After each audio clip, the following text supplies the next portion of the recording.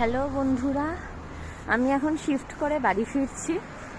এখন বাজে ওই 7:30-8টা।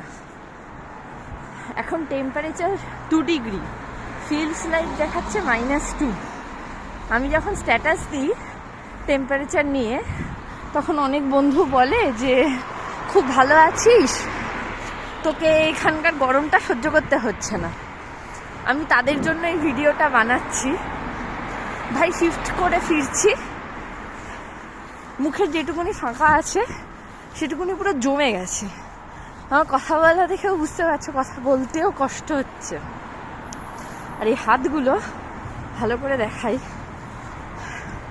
লাল হয়ে গেছে। তো বুঝতে পারছো তো, আসল ব্যাপারটা হচ্ছে গরম কি ঠান্ডা কোনোটাই অতিরিক্ত হলে মানুষের জন্য ভালো নয়।